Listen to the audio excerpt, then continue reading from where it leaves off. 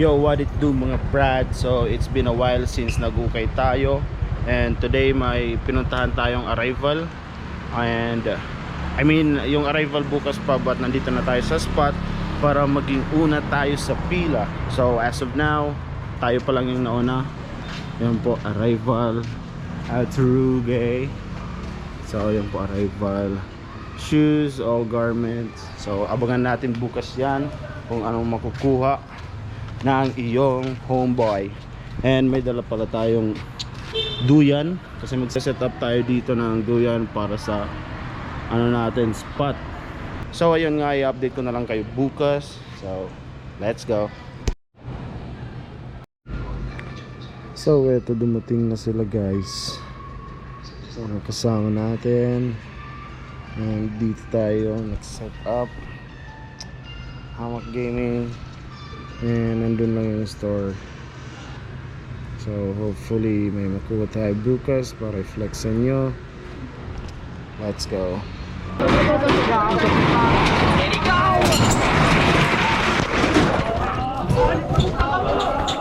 Oh, tawara yung suga.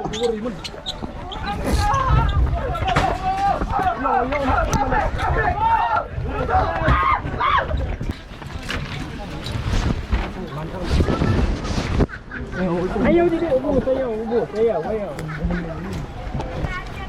Oh, jump. Didaloyo.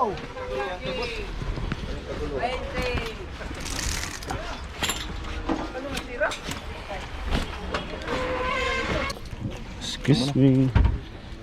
Excuse po.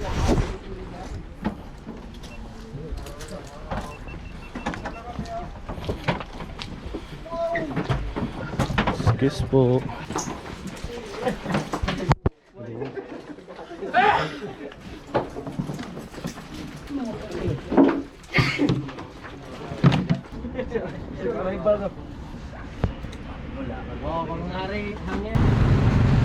Yo mga Brad, so nagbukas daw ng windbreaker dito sa may market.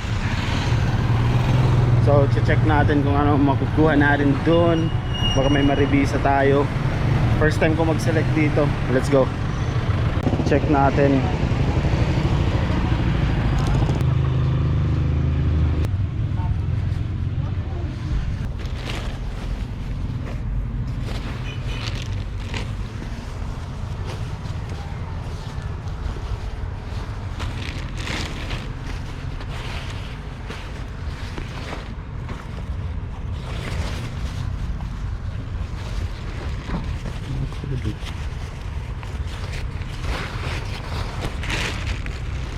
So mga Brad, ito na yung nakuha natin. Dalawang bags na sila.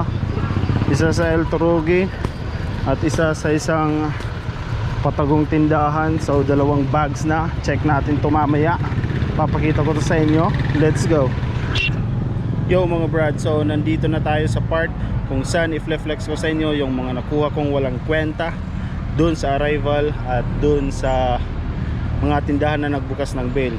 But still grateful tayo kasi hindi tayo na zero, and ito na sila. So first is Switzerland na Ralph Lauren na may big pony dito, puting puti.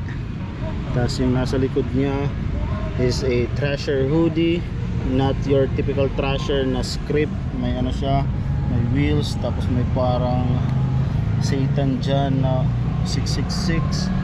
Tapos meron tayong corduroy pants na Tommy Hilfiger for your mommy.